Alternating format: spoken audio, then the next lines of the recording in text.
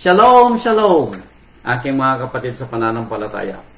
Ito na naman po yung kapatid na si Roland, na muli ay binibigyang pagkakataon po ng Rabay. Ano po? Na sana po tayo ay muling makaunawa sa mga aral na ibibigay sa atin ng ating Rabay. At tayo ay matuto. May buhay po natin para po sa lalong ikatitibay ng ating mga pananampalataya at sana ay mabago yung ating mga buhay sa ikabubuti. At higit sa lahat, sa ikatitibay ng bawat isang pananampalataya ay tayo po ay mas lalong mapalapit sa Ama. Hindi po tayo dapat mapalayo, kundi sa mga araw na binibigyan ng Ama sa atin bilang pagpapala, tayo po sana ay lalong napapalapit. Ano po? Kaya kung kayo po ay nakahanda na, ano po? Tayo po ay maghanda na ng lapis at papel. Dahil sabi natin, ito ay mas mainam kaysa sa mahabang memorya. Now, ang aral po natin ay may kinalaman sa ating pang-araw-araw na buhay. Dahil, ano po, sa dinami-dami ng mga aral na naririnig natin, yung mga iba kuminsan, ano po, may mga pagkakataon na nauulit yung kwento, na para bang yung mga buhay natin walang tayo natututunan. Nawa ay hindi magsawa ang Rabay, ano po, na magbigay sa atin ng mga aral. Dahil ang aral na binigay niya sa atin ay may kinalaman sa ating mga pananalapi. Ang pamagat po ng aral ay Accounting 101. Ayan. Tingnan natin kung tayo nga ba ay papasa sa Accounting 101 na may kinalaman sa ating mga pananalapi. Dahil kung mapapansin po natin, lahat tayo ay kung minsan nangangailangan ng mga pananalapi. Pero kung tayo po ay matututo sa aral, hindi po tayo maghihikahos sa buhay at hindi darating yung punto na tayo po ay mangangailangan. Kaya talastasin po natin ng kwento kung maapakan ng ating mga paa sa aral na ibibigay ng Rabay, tayo po sana ay huwag magalit, ano po, kundi tayo po ay magkaroon ng kababaang loob at ganapin natin ang mga aral na ating maririnig. Pakisulat na lamang po yung mga mababasa nating mga bersikulo sa Biblia, hoping na ito ay basahin niyo ulit at ito ay maging bahagi ng ating buhay para po tumino sana ang ating buhay. Kung tayo man po ay nagkamali, maituwid natin ang ating buhay sa harapan ng ating mga anak para may manahim namang mabuti ang ating mga anak at mga apo balang araw. Kaya simulan po natin ng kwento dito sa aklat ng mga awit. Awit chapter 37, verse 25. So sabi niya rito, sa aklat ng mga awit, chapter 37, verse 25, talasasin po natin ng kwento ng Rabay. Ano po?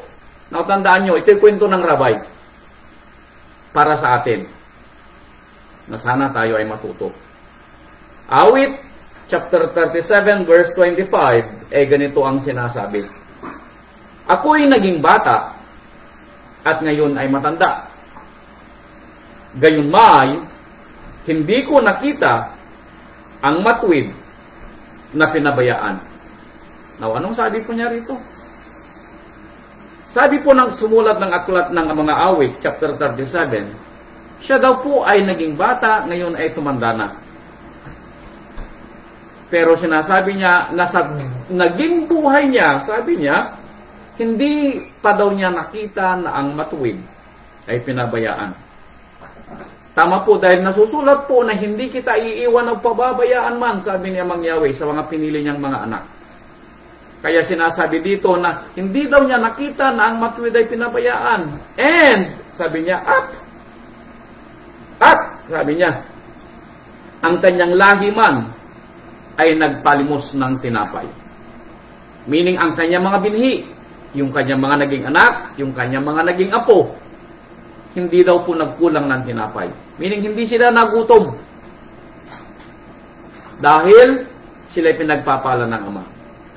So, kung tayo po ay matututo sa buhay, tayo po ay hindi mag-aalinlangan na tayo ay kukulangin sa ating buhay. Dahil kung gagawin lang natin ang kautusan ng Ama at gagawin ang kanyang mga utos at salita, tayo ay ituturing na matuwid. At dahil doon, tayo ay hindi pababayaan. Hindi lang sa atin, kundi kasama pa ang ating mga anak at mga magiging lahi balang araw. So matatalastas natin na ang pagsunod sa kalooban ng Ama ay isang patutuo na tayo ay mabubuhay ng matuwid at tayo ay hindi pababayaan ng Ama. Pero kung tayo po ay tatalikod sa kanyang mga salita at gagawin natin yung kabaliktaran ng mga sinasabi sa kanyang mga salita, yung kabaliktaran din naman po ang mangyayari sa atin. Kung sinabi niyang hindi tayo pababayaan, ang kabaliktaran, tayo ay pababayaan.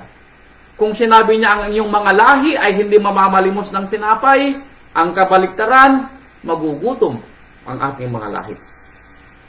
Kaya dito po natin makikita, mga kapatid ko, ang susi ng pagiging maayos sa buhay ay ang pagsunod sa kanyang mga salita. Kaya kung tayo po ay hindi pa po natin nakikilala ang ating mga sarili, sana ay matuto po tayo sa araw pong ito sa kanyang aral. Kaya sabi pa niya dito sa aklat ng Proverbio chapter 10 verse 22. Aklat ng Proverbio. Ayan, puntahan natin ang aklat ng Proverbio. Sinulat ni Haring Solomon. Proverbio chapter 10 o Kawikaan chapter 10 verse 22. Proverbio chapter 10 Proverbio chapter 10 verse 22. Ito ang sabi niya. Ang pagpapala ni Amang Yahweh ay nagpapayaman. Accounting 101, ano po? Now, sabi natin kanina, sa mga matuwid, hindi pababayaan ng Ama, hindi magpapalimos ng tinapay. And then, dinagdagan niya, ang pagpapala ni Amang Yahweh ay nagpapayaman. So, hindi natin dapat problemahin kung paano yumaman. Dahil ang pagyaman natin ay magmumula kay Amang Yahweh. Hindi natin kailangang magtrabaho ng 24/7. 18 hours a day or 20 hours a day na halos wala ka ng panahon sa buhay. Wala ka ng panahon sa iyong mga anak. Wala kang panahon sa iyong pamilya. At higit sa lahat, wala kang panahon kay Amang Yahweh. Kailangan mo magtrabaho ng 24/7, 18 hours a week, 18 hours a day. Gawin mong araw ang gabi at gawin mong gabi ang araw para umasenso sa buhay? Hindi. Ang sabi ni Amang Yahweh, ang pagpapala ni Amang Yahweh ang magpapayaman sa iyo. At ang pagpapala ni Amang Yahweh, sabi niya, ay hindi idinadagdag ang kapanglawan. Walang halong sakripisyo. Now, so makikita natin na kung kayo po na mga magulang ay nagsasakripisyo, yung pagsasakripisyo ninyo ay halos wala na kayong panahon sa inyong mga anak. Pagdating nyo sa bahay, pagod. Araw ng pagsamba, wala kayo. Bakit? Nasa trabaho pa rin kayo. Pag hinahanap ng mga anak ninyo ang presence ng kanilang mga magulang, wala. Bakit? Nagtatrabaho. Busy. Araw ng pagsamba, busy. Araw ng pista ng Ama, busy. Now, ito ba'y pagpapala naman yun? Hindi po. Hindi pagpapala po yun. Yung kabaliktaran ng pagpapala ang nangyayari sa inyo. Bakit? Dahil ito'y hindi galing kay Amang Yahweh. Tandaan nyo palagi, kung gusto nating yumaman, si Amang Yahweh magbibigay. Gawin lang natin ang kanyang kautusan. At kung gusto niyang tayo ay ulitin uli. Kung gusto niyang tayo ay yumaman, siya ang magpapayaman sa atin dahil hindi niya idinadagdag ang sakripisyo sa pagyaman. Kaya sa mga kapatiran po natin, na hindi alam kung saan hahagilapin ang kanilang pagkain sa araw-araw, kapatid ko. Tandaan mo palagi, hindi mamamalimos ng tinapay ang iyong lahi kapag sinundan mo ang salita ng Ama. Hindi mo kailangang magtrabaho ng 18 hours a day, 24/7. At 18 hours a day, 7 days a week. Yan palang dapat na salita para po yumaman. Ano po? Chapter 22 verse 7. Ito, 22 verse 7. Kawikaan uli. Dahil kung tayo po ay nagnanais na yumaman at hindi natin alam kung saan natin dinadala ang ating pagpapalang ibinibigay ng Ama sa atin araw-araw. Natandaan ninyo, binigyan tayo ni Amang Yahweh ng kalakasan sa ating mga kamay, kahusayan ng kaisipan, kalusugan sa ating mga katawan upang tayo po ay mabuhay araw-araw. Si Amang Yahweh, sabi niya, ang nagbibigay sa atin ng kanyang pagpapala. Bakit? Si Amang Yahweh is our great provider. Yahweh Yeri. Ano po? Pero kung tayo po ay hindi marunong sa buhay, Accounting 101, ito ang sabi niya, kapag tayo po ay sumahod, mas marami po yung gastos kaysa sa sinahod. Now, Accounting 101 po ba yun? Hindi po. Kung mas marami ang ating ginagastos kaysa sa sahod, tayo po ay mga wawalan at tayo po ay kukulangin. At yung iba sa atin, alam nyo kung anong kanilang remedyo? Chapter 22 verse 7. Ito ang kanilang remedyo. Ang mayaman ay magpupuno sa dukha at ang manghihiram ay alipin ng nagpapahiram. Ayan. Yan ang ating ibinibigay na kalutasan sa ating mga problema, mga kapatid ko. 5-6 dito, 5-6 doon. Utang dito, utang doon. Porsyento dito, porsyento doon. Now, may kapatid ko, sabi niya, ikaw daw na dukha na nangungutang sa nagpapautang, siya daw ang iyong amo. Sunod-sunuran ka kung anong sasabihan ng iyong amo na may pautang sa iyo, gagawin mo. Bakit? Siya ang iyong amo. Siya ang magpupuno sa iyo. At sabi pa niya, ikaw daw na nanghihiram ay alipin ng nagpapahiram. Pag sinabing alipin pag kung anong sinabi niyang kautusan, yun ang gagawin mo. Pag sinabi niyang 10% ang utang, ay 10% ang tubo, gagawin mong 10% ng tubo. Now, bakit? Dahil tayo po ay hindi marunong ng Accounting 101.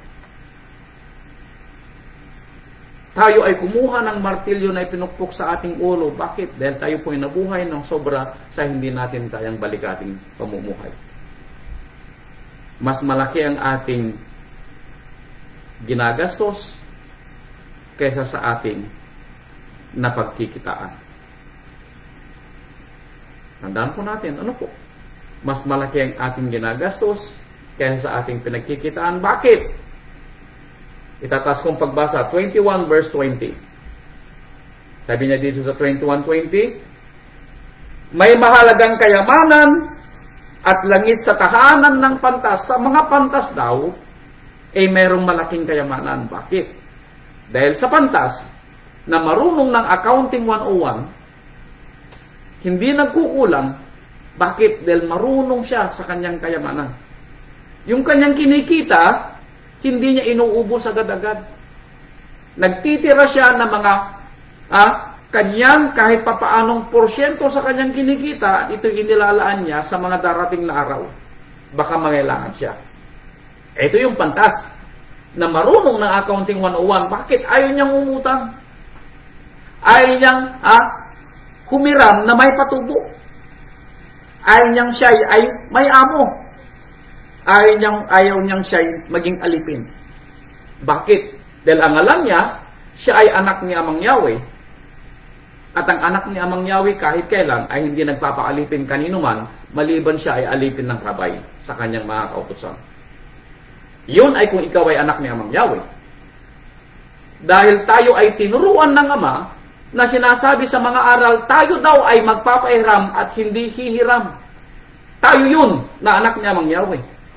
Ibig sabihin, kung tayo po ay kailangan pang pumunta, manghiram ng 5-6 at magkaroon ng porsyento na hindi naman dapat sanang mangyari.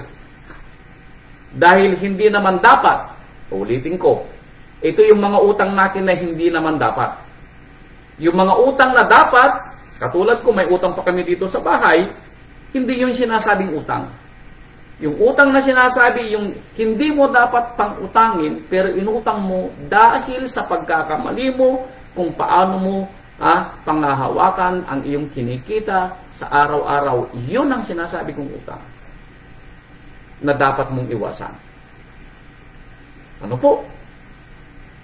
Kaya sabi niya, 21:20, may kayamanan sa pantas, ngunit ito'y sinasakmal ng mangmang. Pero doon sa mangmang, pagkakuha pa lang niya ng kanyang salapi o kayamanan, agad nauubos.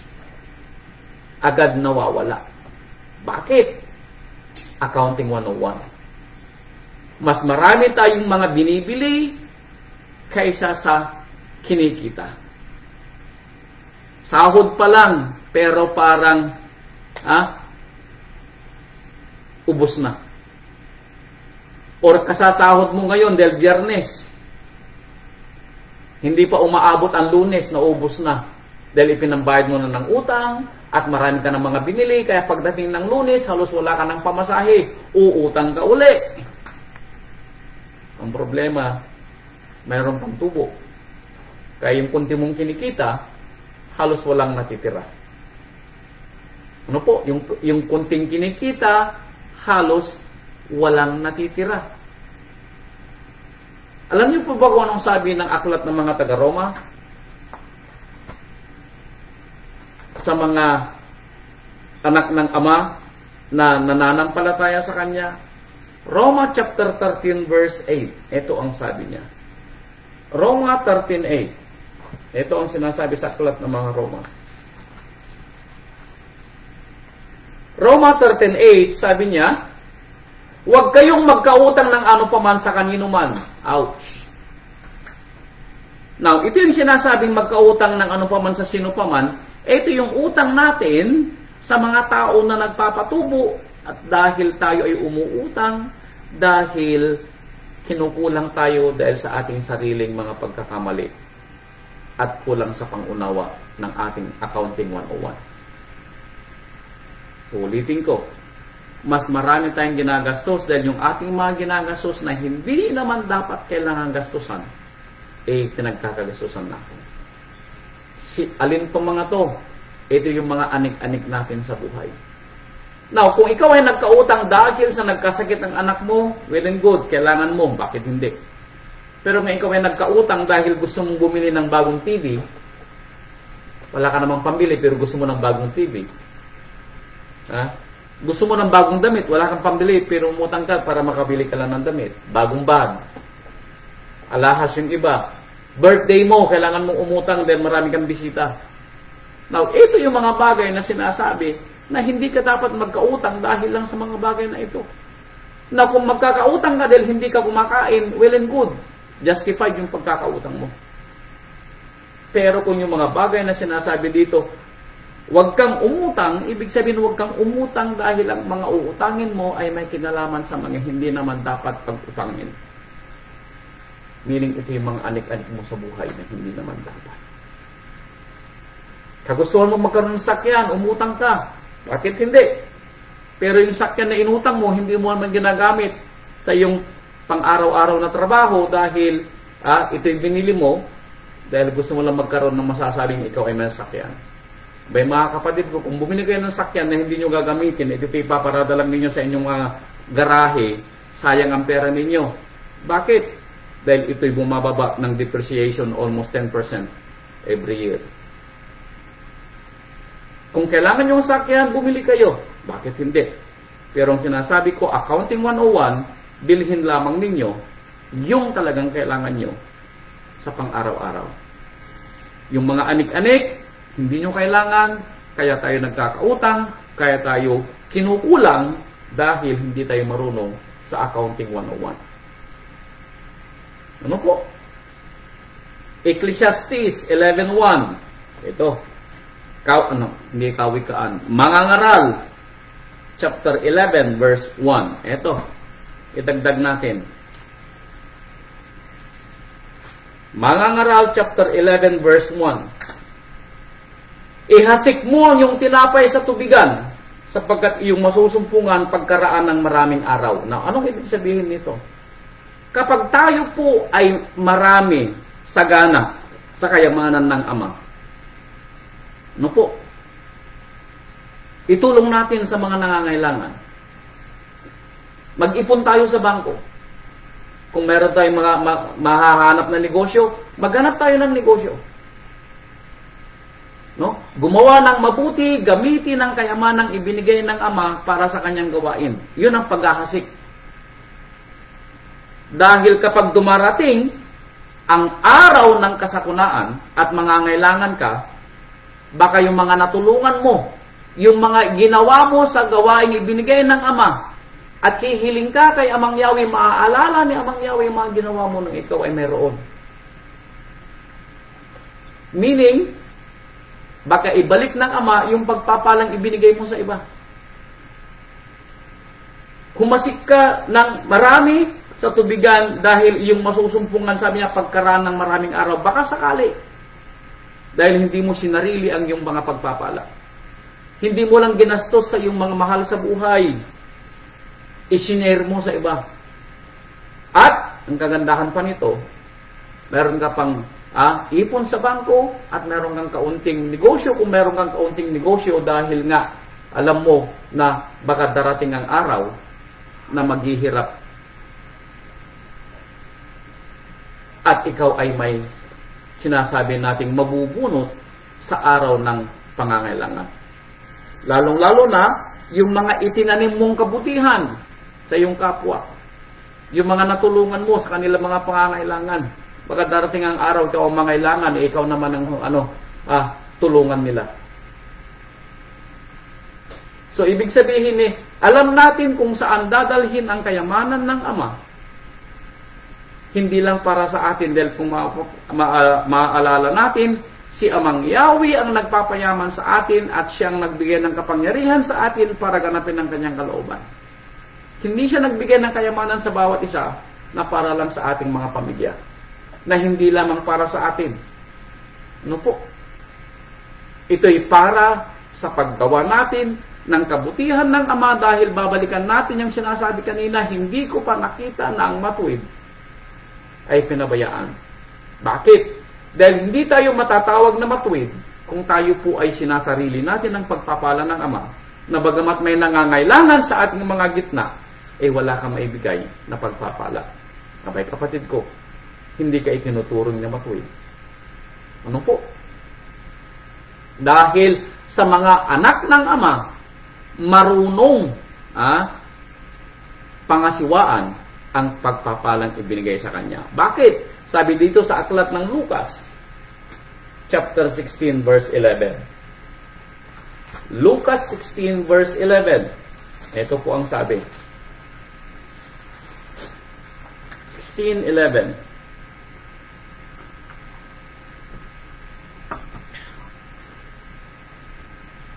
Kung kayo nga ay di naging mapagtapat sa masamang kayamanan, sino nga ang magkakatiwala sa inyo ng mga tunay na kayamanan?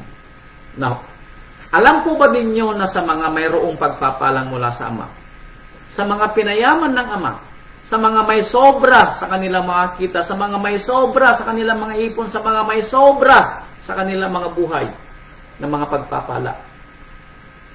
Kung hindi daw po natin alam pangasiwaan ang pagpapala na yaon, tayo po ay mapagbibintangan, anong sabi niya dito? Na tayo po ay hindi marunong sa pangangasiwa. Ibig sabihin, ito'y pagpapala na ibinigay ng Ama para gawin ang kanyang kalooban, pero ito'y sinasarili natin. Ibinibili natin ng kung ano-ano na hindi naman dapat. Now, karapatan mo ba? Yes, karapatan mo. Bilang nagmamay-ari. Pero maalala mo sa nang kwento na ito'y pag-aari ng Ama na idinadaan sa iyo. Ito'y alam natin kung tayo ay nakakaalam na ito'y pagpapala mula kay Amang Yahweh.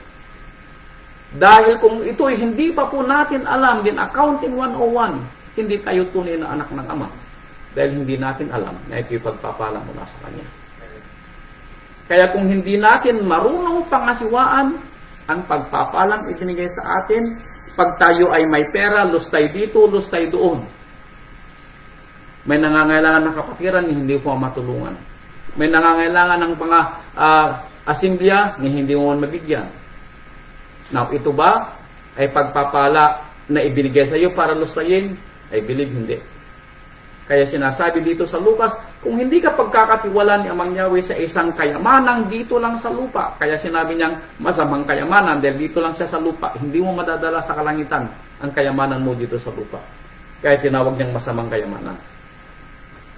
So kung itong kayamanan na to na dito sa lupa ay hindi ka mapagkakatiwalaan, paano ka pagkakatiwalaan ng Ama ng kayamanan niya sa langit? Kung nag-iimbut ka dito sa lupa, abay, kapatid ko, hindi pwede ang pag-iimbut sa kanyang kayamanan sa kalangitan. Yun ang ibig sabihin ng 16:11 ng aklat ng Lucas. Kaya mga kapatid ko, tayo po ay tinawag ng Ama para maging tagapangasiwa ng kanyang kayamanang ibinibigay sa atin. Ibig sabihin, tayong lahat ay dapat marunong ng Accounting 101. Hindi tayo pwedeng maglustay sa mga bagay na hindi naman nararapat dahil ito'y pera ng Ama. Alam nyo, nang ito ipaunawa sa akin ng Ama, pinipilit namin mag-asawa sa aming sarili na makapag-ipon as much as we can para sa mga pangangailangan ng kanyang asamblea. Hindi namin maalala ng asawa ko kung kailan kami bumili ng bagong mga damit. Kailan ba, darling? Kung bumibili po kami, puro mga ukay-ukay. Ayan. Kailan ba kami bumili ng gamit namin sa bahay? Itong aming TV. 48 inches, that was what? More than 10 years ago. Bakit? Dahil hindi naman kami dapat bumili ng mga bagay na hindi naman namin kailangan. Now, kung tayo po ay mga bulagsak sa pagpapala ng Ama, baka yung TV nyo wala pang 3 taon, 5 taon, bumibili na naman kayo ng bago. Nakakita kayo ng 75, pinalitan nyo yung 65 inches. Ngayon may bago, 80 inches. Bago gusto nyo bumili ulit. Ang sinasabi, ang Accounting 101 ay marunong mga siwa sa pagpapala ng Ama. Kaya sinasabi niya, kung hindi tayo marunong sa pagpapalang ibinibigay sa atin dito sa lupa, hindi tayo pagkakatiwalaan sa langit na siyang tunay na kayamanan ng Ama. Ito pong nangyayari dito sa lupa ay parang, ito po ay training. Ano po? Kung ang ating pinagkakabalahan ay ang buhay natin dito sa lupa at hindi ang mga gawain ng Ama na ibinigay sa atin, abay kapatid ko, pagka dumating ang araw, tayo po ay bumagsak sa grado dahil hindi tayo papasa doon sa ating mga pinagagawa. Ano po? Unang Timoteo chapter 5 verse 8. Unang Timoteo chapter 5 verse 8. 5:8. Datapwat kung ang sino man ay hindi nagkakandili sa mga sariling kanya, lalong-lalo na sa kanyang sariling sangbahayan, ay tumanggi siya sa pananampalataya at lalong masama kaysa sa hindi sumasampalataya. Ang ibig niya sabihin ni, meron ka at may kapatid na nangangailangan. Pag siya'y nangailangan at hindi ka nagbigay na alam niyang may pagpapala ka, abay kapatid ko, sagutin mo daw ito sa Ama. Now, kung ito'y ipautang mo, bahala ka. Pero kung magpapautang ka, walang tubo.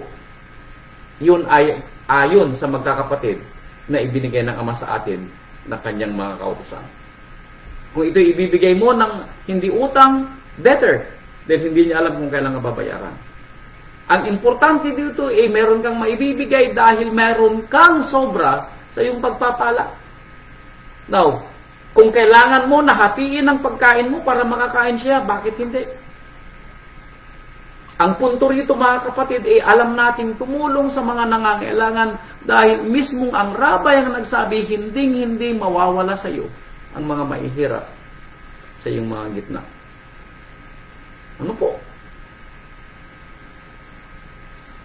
Kaya mga kapatid ko, talangin po natin kung paano natin pangangasiwaan ang pagpapala ng Ama.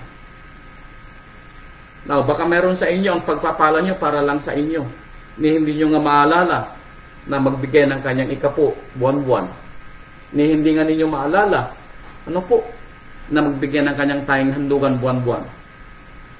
Tandaan po natin, ano po, obligasyon daw natin na tulungan yung ating mga kasambahay. Meaning, hindi lang kasambahay natin sa ating mga bahay. Ang ibig sabihin po nito, kasama na dito yung mga kasambahay natin sa ating mga kasimbiya.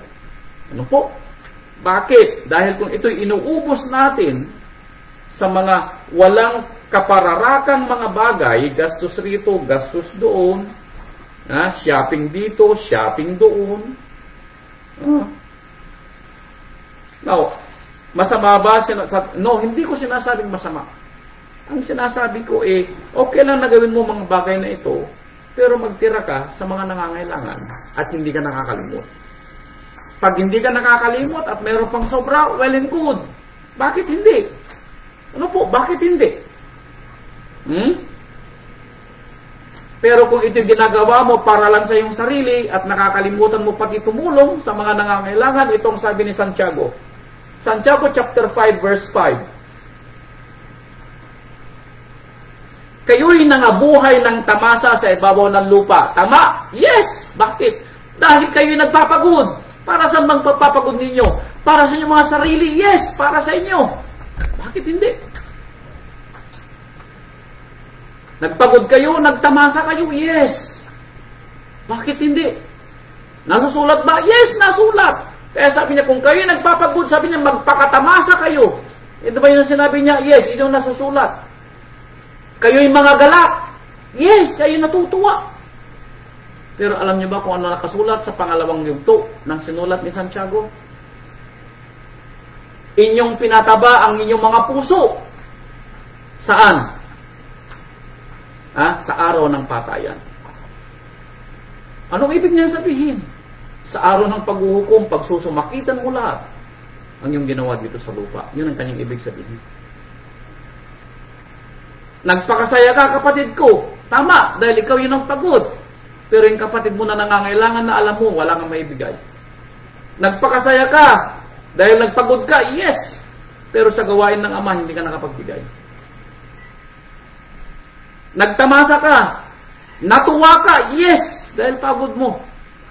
Pero nakalimutan mo si Amang Yahweh yung nagbigay sa iyo ng kanyang mga kalakasan sa iyo. Dahil pag ito ginawa mo, sabi niya, anong sabi niya? Pinataba mo ang iyong mga puso sa araw ng patay. Para bang tayo ay pinataba sa araw ng ating pagkatay. Bakit? Ang ating mga pagpapala ay ginastos natin saan? Sa ating sariling kagalakan.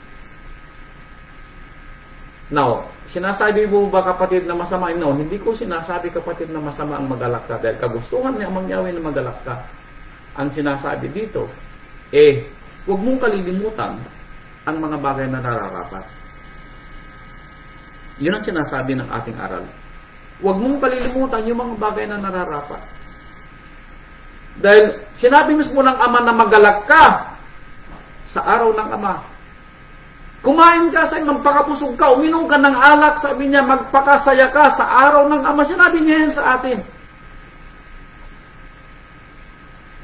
Pero unahin mo kapatid ko, yung mga pangangailangan ibinigay sa iyo ng Ama bilang responsibilidad mo. Hindi lang sa iyong sarili, kundi higit sa lahat sa kanyang asembya. Yun ang sinasabi ng ating aral. Ano po? Kaya sabi niya dito sa Proverbio chapter 13 verse 22. Kawikaan 13:22. Ito, para maunawaan natin ang tunay na accounting 101. Proverbio 13:22.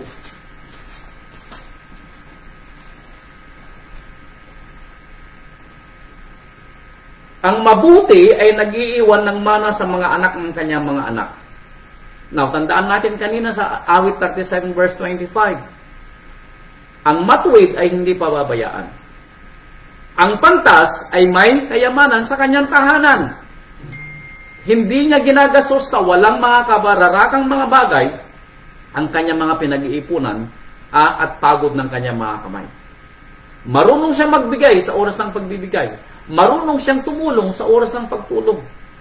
Kaya ang naiiwan niyang sobra sa kanyang kayamanan, anong gagawin niya? Maipapamana niya ito sa kanyang mga anak. Generational wealth na sinasabi natin katulad ng isa nating aral nung nakaraan. Ito iiwan mo sa iyong mga anak. Bakit? Nakita ng iyong mga anak kung paano mo pinangasiwaan ang pagpapalang kayamanan ni Amang Yahweh sa iyo. At ito'y matitirang iiwan mo sa mga anak mo. Bakit? Dahil ipagpapatuloy ng mga anak mo ang sinimulan mong accounting 101 bilang isang tunay at tapat na lingkod na tunay na nangangasiwa sa pagpapala ng Ama. May iwan mo daw ito. Mamanahin ng mga anak mo. Bakit? Nakita ng mga anak mo ang kagandahan kung paano ka natuto ng Accounting 101. Pero sabi niya, ngunit ang kayamanan ng makasalanan ay nalalagay na ukol sa matuwid. Pero yung mga hindi marunong sa Accounting 101, gastos dito, gastos doon, at ito'y hindi inaalala ang pagpapala ng Ama at ang kanyang mga gawain na ito'y binigay niya sa iyo. Bay kapatid ko, wala daw may iwan na mamanahin ng mga anak mo dahil ito'y mapupunda sa mga matuwid. Meaning ito'y unti-unting mawawala dahil hindi ka nararapat sa pagpapalang ibinigay niya sa iyo. Hindi magtatagal ang kayamanang ipapamana mo sa mga anak mo. Bakit? Dahil hindi nakita ng anak mo kung paano mga siwa sa pagpapalang ibinigay sa iyo niya. Hindi nakita ng mga anak mo. Kaya kapag wala ka na at wala silang natutunan kung paano ang tunay na nangangasiwa sa pagpapala ng Ama, abay kapatid ko, mabilis na mawawala ang pagpapalang iniwan mo na mana ng mga anak mo. Kaya ang magiging buhay ng mga anak ninyo, one way or the other, may kinalaman kung paano nakikita ng mga anak natin ang pangangasiwa na ginagawa natin sa pagpapala ng Ama sa atin. Kung nakikita ng mga anak natin na kahit papaano hindi tayo kinukulang, gaano man kaliit yung sahod natin, hindi nakita ng mga anak mo na ikaw ay nagreklamo na nangutang ka, na nawalan ka kahit kailan. Hindi nakita ng mga anak mo. Bakit?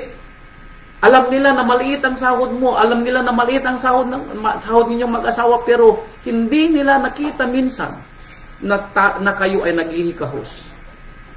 Bakit? Dahil marunong ka na nangangasiwa sa kayamanan ng Ama. Gaano man ito kaliit o gaano man ito kalaki, tatandaan ninyo, wala sa bilang ang kayamanan ng Ama. Ano po? Dahil hindi mabibilang. Kung magkano ibinigay sa atin, alam natin na ito hindi magkukulang sa atin, and it's more than enough. It's more than enough. Dahil ang ating Ama ay hindi magbibigay ng kulang. Laging may sobra. Bakit? Ang sobra ay para doon sa mga nangangailangan. Siya mismo ang nagsabi, hindi mabawalan ng nangangailangan sa iyong gitna. Dito makikita ni Amang Yahweh kung sino sa atin ang marunong mga siwa sa kanyang mga pagpapala. Kaya sabi niya dito sa Deuteronomio chapter 15 verse 7. Ito, Devarim chapter 15 verse 7. Devarim 15 Devarim 15:7. Ito ang sabi niya. Deuteronomio chapter 15 verse 7. Sabi niya rito, kung magkaroon sa iyo ng isang dukha na isa sa iyong mga kapatid na nasa loob ng iyong mga pintuang daan sa iyong lupay ibinibigay sa iyo ni Amang Yahweh mong Ama at Elohim, ay huwag mong papagmatigasin ng iyong puso ni pagtitikuman ng iyong kamay ang iyong dukhang kapatid. Na itong sinasabi. Mayroon at mayroon sa atin ang mga ngailangan. At mayroon din naman sa atin ang susobra. At yung mga may sobra, ang may responsibilidad para bigyan yung mga ngailangan. Ito ang tunay na Accounting 101. Dahil marunong ka sa tinatawag na tagapamahala, tagapangasiwa sa kayamanan ng Ama. Kaya kung ito'y nagagawa mo, kapatid ko, anong sabi niya dito sa Proverbio chapter 19 verse 17, pag ito'y ginagawa natin, dahil mayroon tayong naibibigay na tulong, dahil ang pagpapala natin ay hindi natin inuubos sa ating mga sarili lamang, hindi natin ibinibili sa mga kapritsyo ng mga asawa lang natin, kapritsyo ng mga anak natin, kapritsyo natin, kundi ito'y inilalaan natin sa mga bagay na mga darating. Katulad ng mga pangangailangan ng ating mga kapatiran na nangangailangan. Kaya sabi niya dito sa Proverbio o Kawikaan 19:17, ang naaawa sa dukha ay nagpapautang kay Amang Yahweh. Wow! Now, imagine ninyo na kayo ang magpapautang doon sa gumawa ng langit at lupa, na siya din ang nagsabi ang lahat ng ginto at pilak at lahat ng mga kabundukan ay kay Amang Yahweh. Pero kapag tayo daw ay tumulong sa mga nangangailangan, sabi niya, tayo ay nagpapautang kay Amang Yahweh. At ang kanyang mabuting gawa ay babayaran sa kanya uli. Wow! Kapatid ko, no wonder, kapag tayo po ay nakakatulong sa isang kapatiran na nangangailangan, at ito hindi ibinigay nating hiram, hindi natin ito ipinautang, kundi ibinigay nating tulong dahil ito'y kailangan nila, mararamdaman ninyo ang tunay na pakiramdam ng kasayahan, yung joy. Ano po? Yung joy na hindi nyo may paliwanag kung bakit ganun ang inyong nararamdaman. Bakit? Dahil yun ay ipinaparamdam ni Amang Yahweh sa atin dahil sa ating nagawang pagtulong sa mga nangangailangan. Bakit? Si Amang Yahweh ang ating pinapautangan. Kaya kung may utang si Amang Yahweh sa inyo, nung sabi niya, babayaran ka. Nung sabi niya, babayaran ka at the end of the day. Sa akin, kung ang ibayad ni Amang Yahweh sa akin ay ang buhay na walang hanggan, more than enough. More than enough. No po. Kaya sabi niya dito sa Lucas chapter 6 verse 38. Kaya tayo po ay matuto sana ano po. Dahil kung tayo po ay matututo sa buhay, abay mga kapatid ko, wala po sa atin ang mababaon sa utang. Walang sisingil sa atin na may patubuan. 10%, 5%. Ang laki ng tubo, ano? Ha? Walang mangangailangan sa atin na humihingi na tayo ay may mga pinag-uutangan. Lucas chapter 6 verse 38, ito ang sabi niya dito sa aklat ng Lucas. Mangagbigay kayo at kayo'y bibigyan. Takal na mabuti, pikpik, liglig, umaapaw, ay ibibigay nila sa inyong kandungan, sapagkat sa panukat na inyong isusukat, ay doon kayo muling isusukatin. Kung paano tayo naging mapagtulong sa mga nangangailangan, ganun din ang tingin sa atin ni Amang Yahweh, pag tayo naman ay mangangailangan. Kung gaano yung awa na ibinigay natin sa mga nangangailangan, ganun din yung awa na ibibigay sa atin ng Amang Yahweh balang araw. Kung ano yung ating ipinansusukat sa gawain natin sa ating mga mahal sa buhay, sa mga kapatiran natin, sa mga nangangailangan, ganun din tayo ituturing at itratrato ng Ama sa ating buhay araw-araw.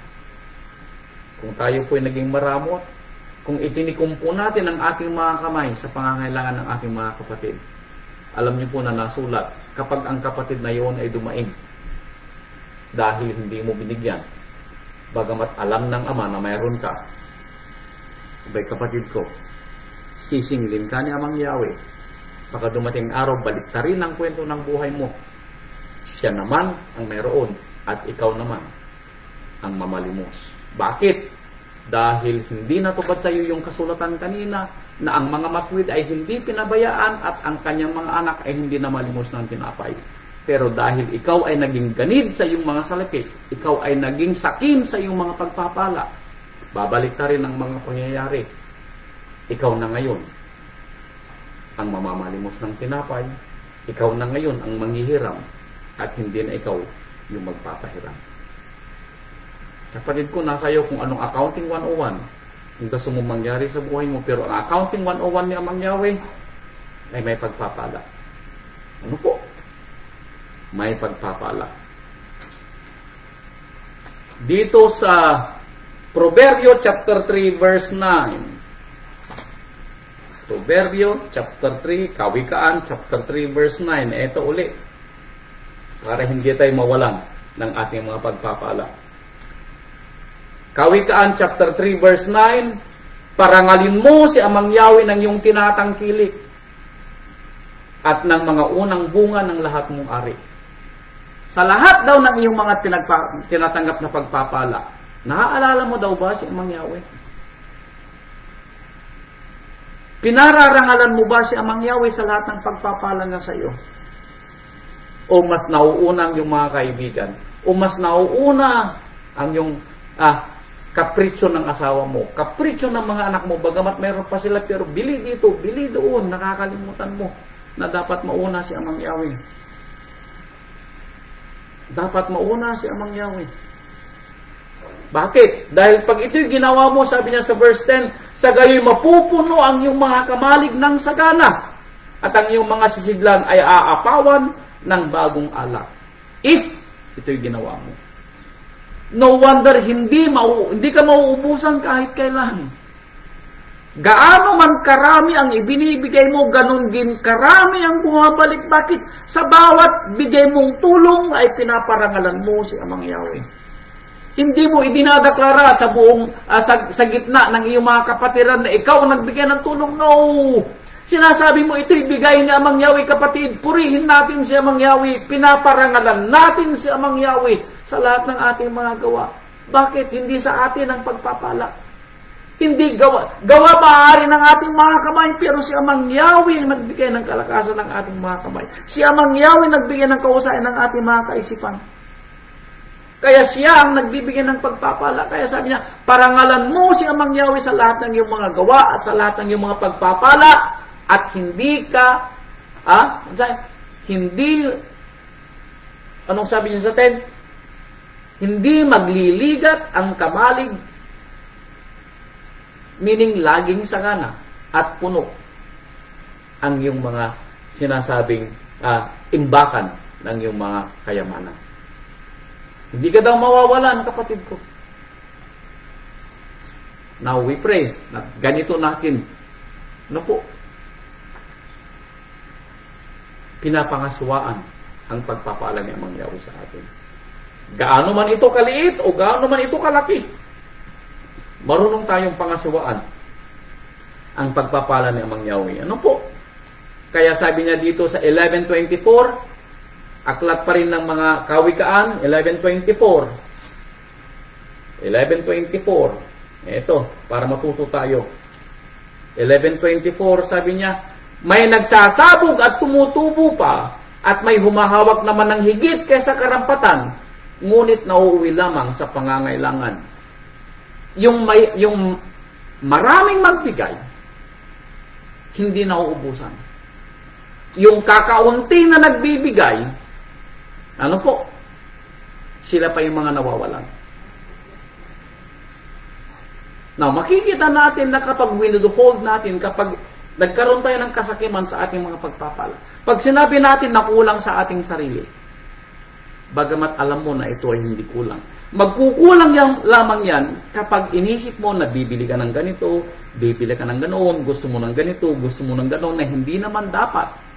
Magkukulang. At kapag sinabi mo magkukulang sa iyo, bay kapatid ko, dahil iniisip mo na kung magbibigay ka ng tulong sa iba, pag iniisip mo na kapag nagbigay ka ng iyong ikapo, kapag iniisip mo na pag nagbigay ka ng iyong tanging handugan, sabi ko, kukulangin na itong pera ko Wala na akong ibibili pa ng mga gusto kong bilhin. Kapatid ko, kukulangin talaga. Kaya kapag ito'y ginawa mo, dito mo maririnig yung sinasabi ng Ama sa aklat ng Malakias. Malakias chapter 3. The reason being, mayroon sa atin ang sumasahod pero parang kulang. Panay ang kayod pero parang hindi umaasenso. Panay ang kayod pero hindi umaasenso. Alam niyo kung bakit? Ito, sabi ni Amang Yahweh sa aklat ni Malakias. Malakias chapter 3 verse 8. Malakias 3 verse 8. Ito po ang sabi niya sa 3:8. Nanakawan baga ng tao ang Elohim? Yes. Saan? Sa ating mga ikapo at sa ating mga tayong handugan. Nanakawan baga natin ang Elohim? Gayon may ninanakawan ninyo ako, sabi ni Amang Yahweh. Ngunit inyong sinasabi, sa ano ka namin ninanakawan? Sa mga hindi marunong sa salita ng Ama, magtatanong kayo, Paano ka namin ninanakawan namang Yahweh? Paano ka naman namin ninanakawan namang Yahweh? Anong sabi niya mang Yahweh? Sa mga ikasampung bahagi at sa mga handog. Ouch. Nauulitin ko ulit. Wala sa dami o sa liit ng pagpapala. Ang importante, naaalala natin siya mang Yahweh. Anong pagkakaiba ng 10 piso sa 1 milyon? Wala pong pagkakaiba. Yung 1 milyon, maaaring ito'y sobra doon sa milyonaryo.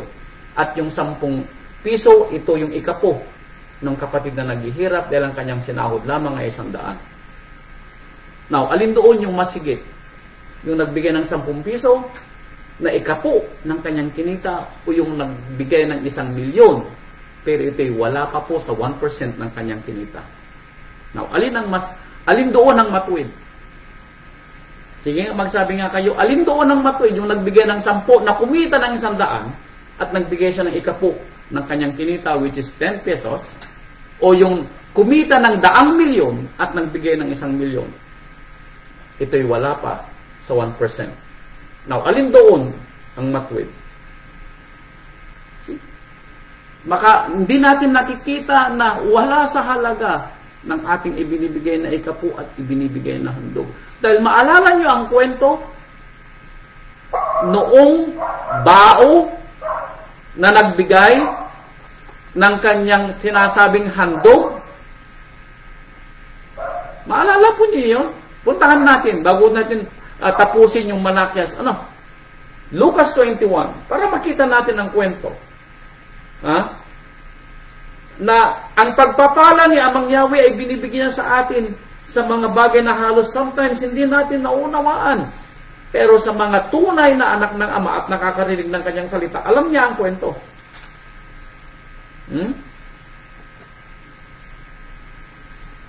Chapter 21, verse 1 to 4. At sila'y tumunghaw at nakita ang mga taong mayayaman na naghuhulog ng kanilang mga alay sa kabangyaman. Ito nakita ng ating rabay sa kanyang buhay.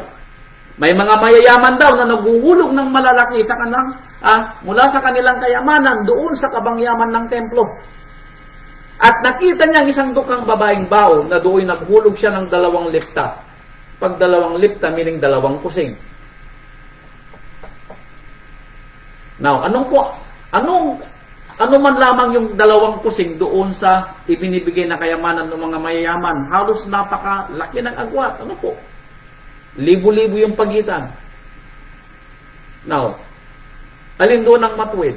Yung nagbigay ng libo-libo, nakatiranggot ng kanyang kayamanan, o nagbigay ng 2 lipta o 2 kusing na halos yun ang kanyang kayang ibigay. Yun lang ang kanyang may bigay. At alam ng Ama, yun lang ang kanyang may bigay. Anong sabi ng rabay?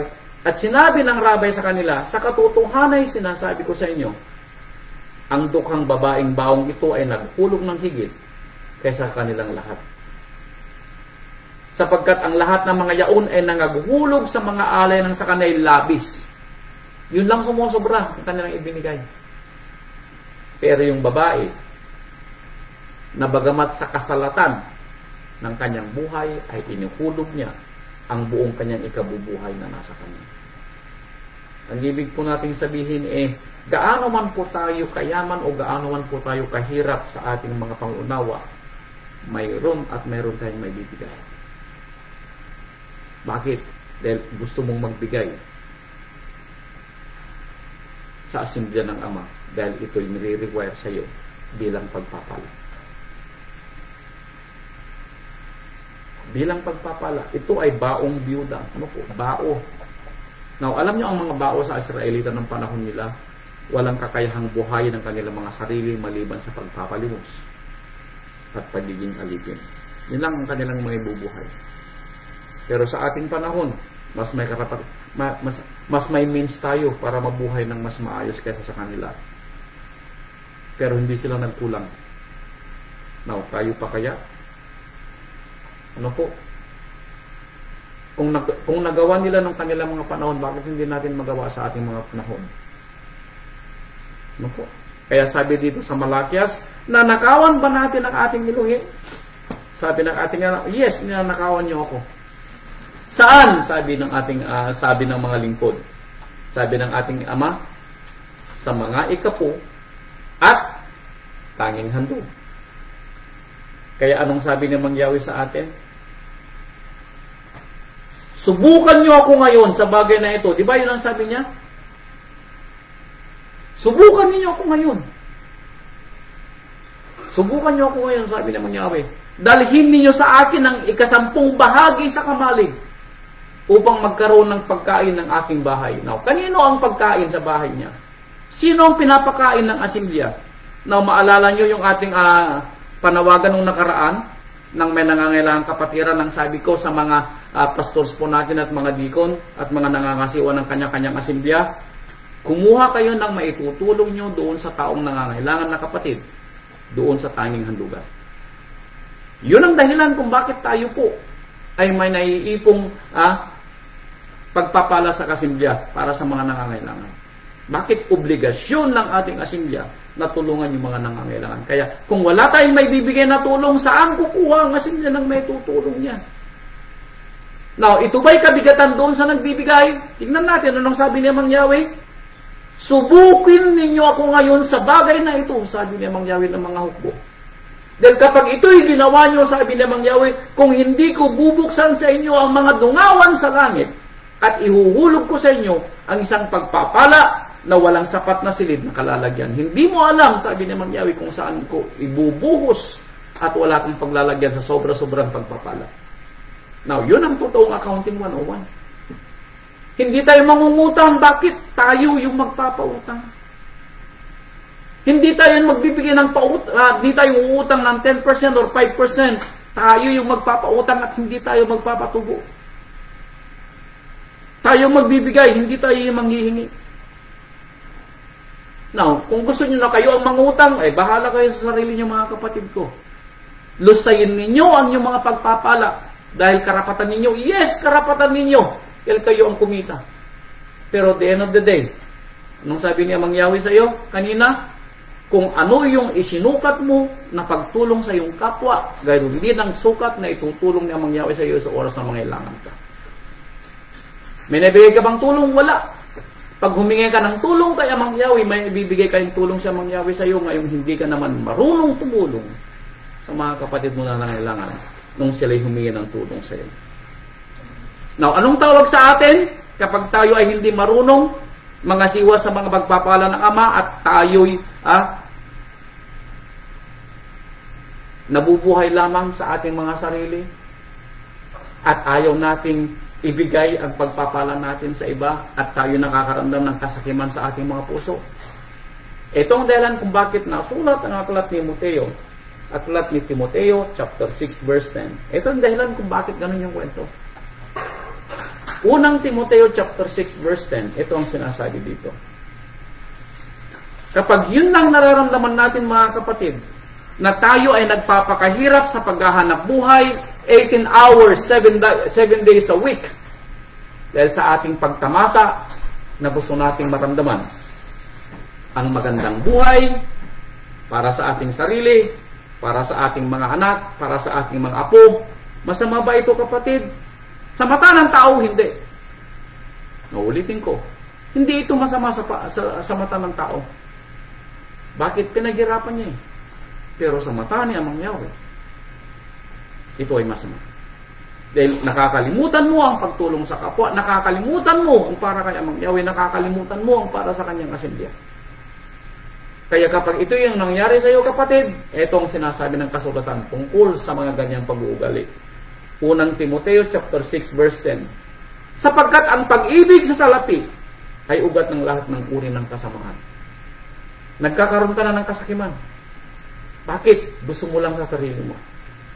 Ayaw mong ibigay sa mga nangangailangan. Ayaw mong ibigay sa mga pangangasiwa ni Amang Yahweh sa kanyang mga asimblya. Kasakiman ang tawag doon. Greed ang nasa puso mo. Kaya dito nangyayari yung pag-ibig mo sa salapi ay siyang nagiging ugat ng lahat ng kasakaman.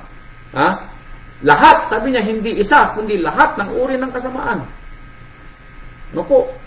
Nasa pagnanasa ng iba sa pagnanasa ng iba na yumaman. Ulitin ko ulit. Kung nanaisin ni Amang Yahweh na tayo po yayaman po tayo.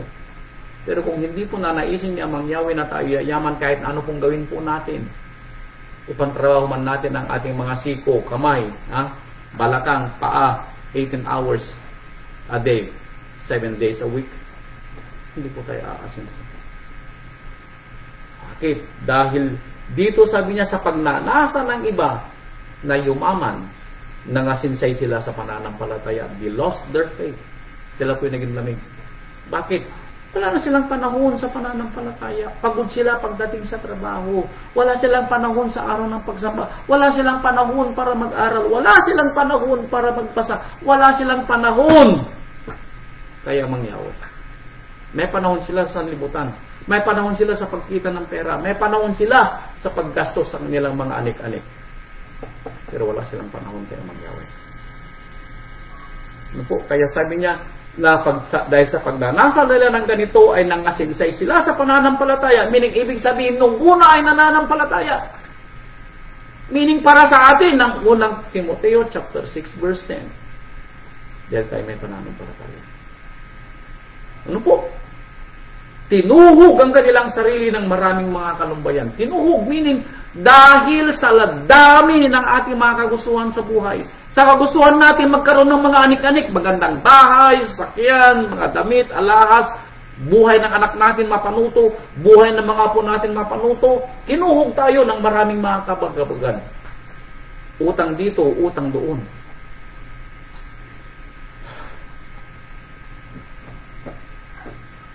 Alam po ninyo kung maaalala lang natin yung aral natin noong nakaraan. Yahweh Yere, our great provider, itunuro sa atin ng Ama na maging makontento sa buhay. Sabi niya doon, kung tayo ay mayroon ng makakain at mayroon ng damit, makontento na tayo sa buhay. Pero alam po ninyo, mas marami ang nahuhumaling na magkaroon ng sabi natin, mayamang pamumuhay. Nauulitin ko, hindi masama ang mangarap ng maayos na pamumuhay dahil lahat tayo siguro pinangarap natin. Pinangarap natin na mapaayos ang ating mga anak. Pinangarap natin na mas maging maayos ang ating mga apo. Yes! Maganda po yun.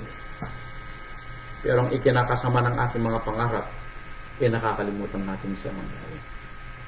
Ang ikinakasama ng ating mga pangarap, nagiging ganid, nagiging sakin tayo sa ating pagpapala. Yung ikinakasama ng ating mga pangarap, nauuna ang ating mga mahal sa buhay kaysa kay Amang Yahweh. Ang ikinakasakin at kinakasama ng ating mga pangarap, para lang sa ating mga sarili at ating mga iniisip.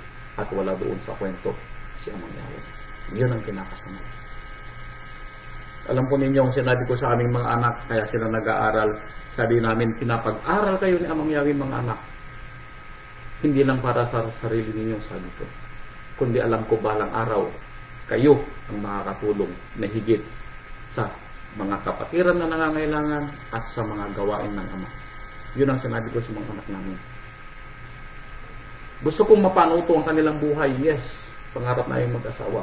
Pero higit sa lahat, ipinakamulat namin sa kanila na ang obligasyon nila, una, ay sa mga pangangailangan ng asimilya ng ating Ama. Yun ang pinamurot ko sa kanila.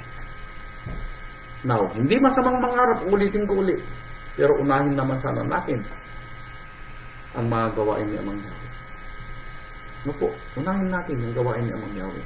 Dahil nasulat, alam natin, ako'y bata, ako'y naging matanda, pero hindi ko nakita na ang matuwid ay pinabayaan. Hindi tayo pababayaan ng Ama. Nandaan po niyo palagi. At dahil sa ginawa din nating kabutihan, ayon sa pagsunod sa kanyang kalooban, hindi rin pababayaan ng ating mga anak. Now, taga nyo sa bato dahil nasulat. Ano po? Itaga nyo sa bato dahil nasulat. Ano po? Dahil kapag tayo po ay nagkaroon ng kasakiman sa ating mga sarili, ito ang sinasabi sa aklat ni Devarim o Deuteronomio. Deuteronomio chapter 8, verse 17 and 18. Ito. 8, 17 and 18. At baka iyong sabihin sa iyong puso, baka daw sabihin mo sa iyong puso, dahil sa iyong kasakiman na naramdaman mo sa pagpapala na ibinigay sa iyo, lumaki na ang puso mo. Lumaki yung bahay mo, nakapagpatayo ka ng mansyon, marami ka ng pera sa bangko, marami ka ng mga anik-anik. Pagka dumating daw ang punto, ang araw na sabihin mo sa puso mo, ang aking kapangyarihan at ang lakas ng aking mga kamay, ang siyang nagbigay sa akin ng kayamanan ito. Yun daw ang sabihin mo. Then, naging ugat ng kasakiman ang pagmamahal mo sa kayamanan. Hindi po masamang yumaman. Pero kung ipinapanguna po natin ang ating kayamanan, then ito yung nagiging ugat ng lahat ng kasamaan. Nakalimutan mo ang verse 18 na sinasabi, kundi iyong alalahanin si Amang Yahweh mong Elohim, sapagkat siya ang nagbigay sa iyo ng kapangyarihan upang magkaroon ka ng kayamanan. Nakalimutan mo yun, kapatid, di ba? Sinabi mo, gawa ng lakas ng iyong kamay. Nakalimutan mo na si Amang Yahweh nagbigay ng lakas ng iyong kamay. Sinabi mo sa sarili mo na ikaw ay nakapag-aral. Nakalimutan mo na si Amang Yahweh nagpaaral sa iyo.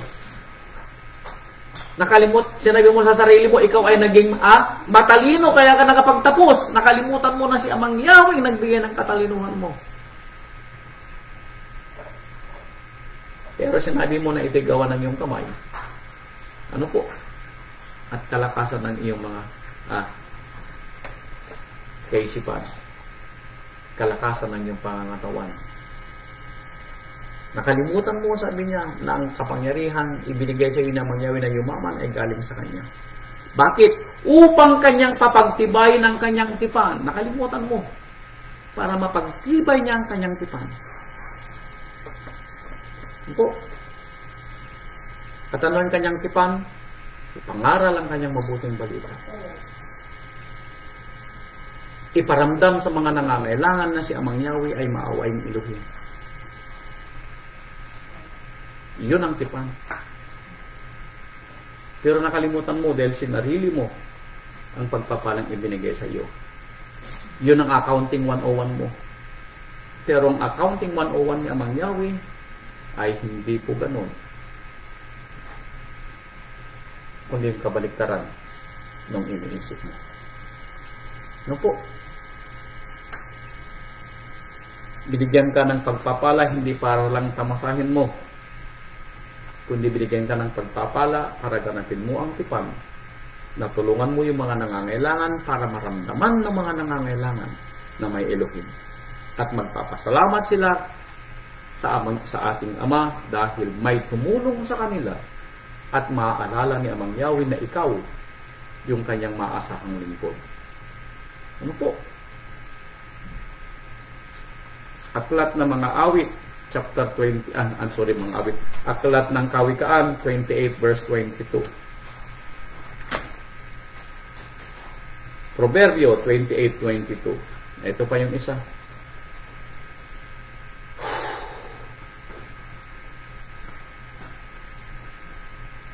Siyang may masamang mata ay nagmamadali sa pagyaman. Now, ilan sa atin ang nagmamadali sa pagyaman? Marami po sa atin yata ang nagmamadali sa pagyaman. Gusto nating maranasan ang sanlibutan, ang buhay ng sanlibutan, ang kasaganaan ng sanlibutan. Kaya kung minsan nakakalimutan natin na maghintay. Nakalimutan natin yung salita ng Ama, wait, and then I say wait. May hinihiling tayo pero hindi tayo makapaghintay. Kaya tayong gumawa ng paraan. Sa kagustuhan natin na yumaman agad. Ayan. Ang nangyari sa atin, ang sabi niya, siyang may masamang mata ay nagmamadali sa pagyaman. Bakit sinabing masamang mata? Bakit sinabing masamang mata ang nagmamadaling yumaman? Dahil sa masamang mata, nakagawa siya ng mga pagkakamali sa buhay, nakagawa siya ng kasalanan. Now, gusto mo kumasenso ka agad? Mayroon sa atin, we pray na hindi mawala sa pananampalataya, na nangawala, na nakita natin sa mga nauna sa atin. Dahil sa kagustuhan nilang yumaman. nangawala sa pananampalataya. Sana walang nangyari sa atin. Naku. Kung ito ginagawa ninyo, huwag nyo nang gawin. Itigil ninyo. Bakit? Dahil ang may masamang mata ay nagmamadali sa pagyaman. Paano magmamadali sa pagyaman? Tayo magpapautang, patubuan dito, patubuan doon. Mabilis na pagyaman, pero masamang mata. Ano po? Tayo ay daranas ng ating mga sinasayang pagtamasa sa buhay, pero utang dito, utang doon. Masamang mata. Ano po? Sinasarili natin ang ating mga pagpapala, kaya tayo'y umaasenso. Bakit? Itinigil natin ang pagbibigay ng ikapo, itinigil natin ang pagbibigay ng handog, itinigil natin ang pagtulong sa kapwa. Bakit? Nagpapagod ako, sila hindi nagtatrabaho, bahala sila sa buhay nila. Masamang mata. Anong sabi niya? Siyang may masamang mata ay nagmamadali sa pagyaman at hindi nakakaalam na kasalatan ay darating sa kanya. Hindi mo daw alam, kapatid, nang yung paghihirap ay darating. Hindi mo daw alam. Mangyayari ba? Yes. Isinulat sa Biblia, meaning mangyayari. Sa mga nagnanais na yumaman agad at nakagawa ng pagsalangsang, hindi marunong sa Accounting 101. Sinasarili ang kanyang kayamanan or hindi marunong sa pangangasiwa sa pagpapala ng Ama, nung sabi niya, ang kasalatan ay darating sa kanya.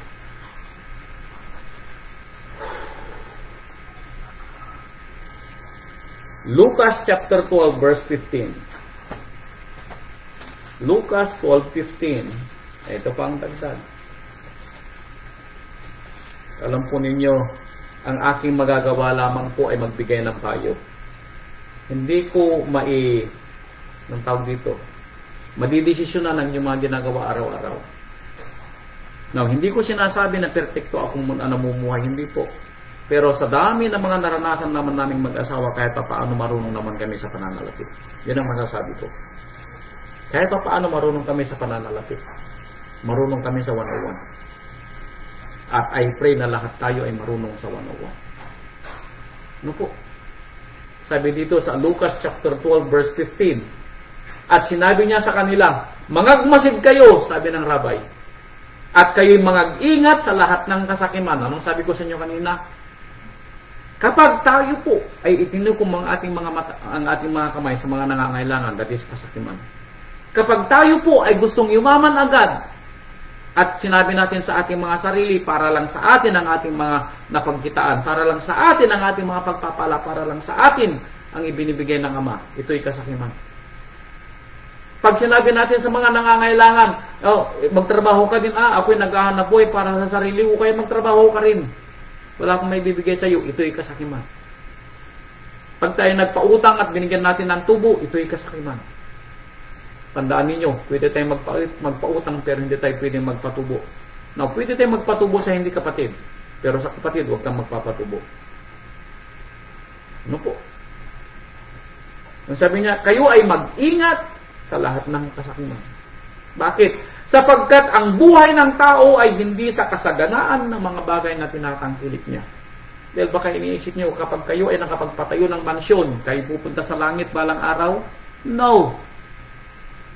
Hindi yun ang kriteria. Dahil ang mga pupunta sa kaharian ng Ama na sinasabi nating langit sa iba, ito yung mga gumagawa ng matuwid. Walang kinalaman yung naipundar natin dito sa lupa. Hindi tinitignan ng ating rabay kung gaano kasagana ang buhay natin dito sa lupa. Kaya siya ang nagsabi, hindi ang buhay ng tao ay nababatay sa kasaganaan ng mga bagay na tinatangkilik niya. May pera man kayo sa bangko, wala.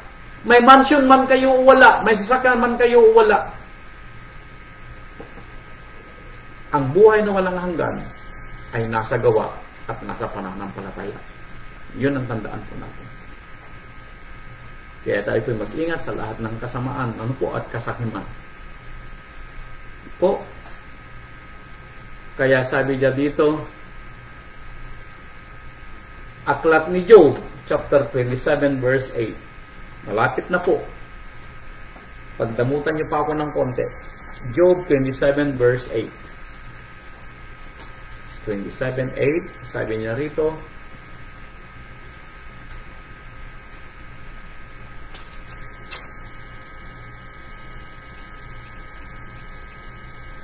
Job. Tama ba?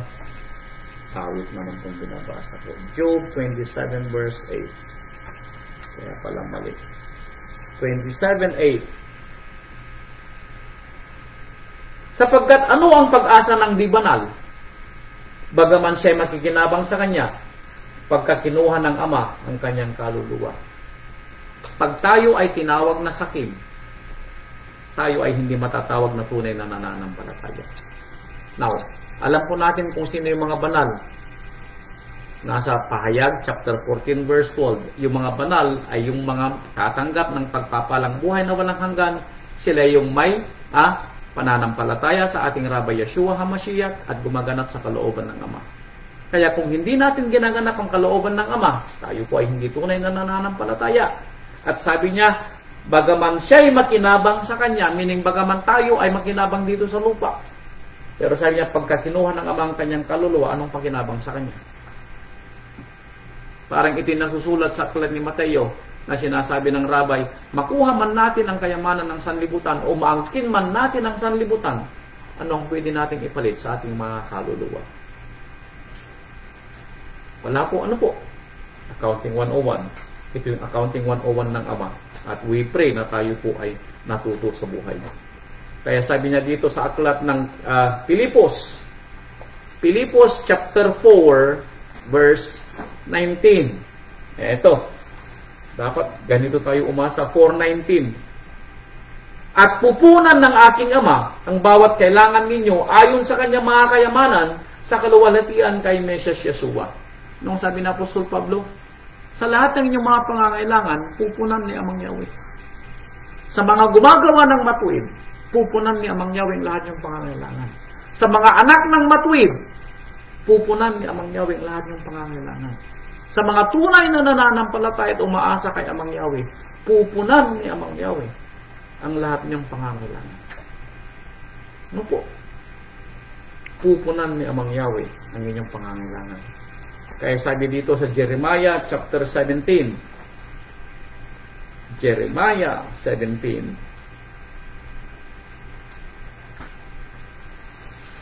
Jeremiah 17, 7 and 8. Malapit na po, dalawa na lang. Dalawang Jeremiah saka isang Hebrew. 17 verse 7 and 8. Mapalad ang tao na tumitiwala kay Amang Yahweh at ang pag-asa ay kay Amang Yahweh. Tayo po yun. Umaasa tayo kay Amang Yahweh sa lahat ng pagpapala. Sa lahat ng ating mga kalakasan, umaasa tayo kay Amang Yahweh. Kaya tayo ay aasa na tayo hindi magkukulang dahil nasusulat kawikaan, mga awit 23 verse 1. Si Amang Yahweh ang ating pastol, hindi ako magkukulang. Verse 8, sapagkat siya, meaning yung matuwid, na umasa kay Amang Yahweh ay magiging parang punong kahoy na itinanim sa tabi ng tubig at naguugat sa tabi ng ilog. Hindi matatakot pag ang init ay dumarating, kundi ang kanyang dahon ay magiging sariwa at hindi mababalisa sa taon ng pagkatuyo o maglilikat man ng pagbubunga. Kahit anong panahon ng sanlibutan, tayo po ay meron. Hindi darating ang kabagabagan na pangangailangan na wala tayong makakain. Hindi po darating yun. Sabi ko nga sa inyo, hindi ko pa, anong sabi niya? Walang mamamatay sa atin na dilat ang mata. Yun ang narinig ko na parang sinabi sa akin na Amang Yahweh. Walang mamamatay sa atin na dilat ang mata. Mayroon at mayroong tutulong sa atin kapag tayo po ay mangailangan. Magtiwala lang po tayo kay Amang Yahweh. Opo, yun ang pangako niya. Magtiwala tayo kay Amang Yahweh. Kaya sa huling talata ko na po dito, Hebrew chapter 13 verse 5. Huling talata na po. Hebrew 13:5. Ito po ang sabi niya. Mangilad kayo sa pag-ibig sa salapi. Mangagkasya kayo sa inyong tinatangkilik. Be content. Kung anong ibinibigay ng Amang Yahweh sa atin, ano man yung antas ng ating buhay, be content. Be content. Sapagkat siya rin ang nagsabi sa anumang paraan, ay hindi kita papagkulangin. Sa anumang paraan, hindi kita pababayaan. Hallelujah. Ito po ang aral ng ating Rabbi, mga kapatid. At tayo po, sana ay may natutunan sa buhay. Accounting 101, itong Accounting 101 ni Amang Yahweh. Marunong tayong mga siwa sa kanyang pagpapala. Hindi tayo magkukulang kahit kailan.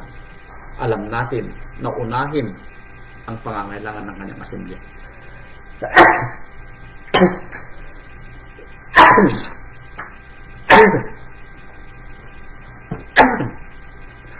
Salamat po sa inyong lahat mga kapatid. Naway ang pagpapala po ng Rabay ay sumaatin. Naway may natutunan po tayo sa buhay. At sana, kung tayo man po ay hindi pa nakakaunawa sa Accounting 101, at ang alam nating Accounting 101 ay para lang sa atin ang ating mga kinikita, at tayo kailangan magtrabaho ng 24/7 para yumaman, hindi po itong Accounting 101 ng Ama. Naway ang Accounting 101 ng Ama, na tayo ay marunong makasiwa sa kanyang pagpapala. Gaano man ito karami o gaano man ito kaliit, ibigay natin ang pangangailangan ng kanyang asimilya. Ibigay natin ang ating ikapo, ibigay natin ang ating tamang handog. Gaano man ito karami o gaano man ito kaliit. At higit sa lahat, marunong tayong magbigay ng tulong sa mga nangangailangan. Salamat po sa inyong lahat mga kapatid. Purihin ang ating Amang Yahweh. Purihin ang ating Rabay, Yeshua HaMashiach. Matuto tayo sa buhay. Matuto tayong pangasiwaan, gaano man karami ang ating sinasahod o gaano man ito kaliit. Mas marami dapat ang ating sinasahod kaysa sa ating ginagastos. At huwag nating ubusin ang ating mga kinikitang pagpapala mula sa Ama sa mga bagay na hindi naman nararapat. Salamat po sa inyong lahat mga kapatid, at purihin ang ating Amang Yahweh. Purihin ang ating Rabay Yeshua HaMashiach. Salamat po at magandang gabi. Hallelujah. Hallelujah. Hallelujah.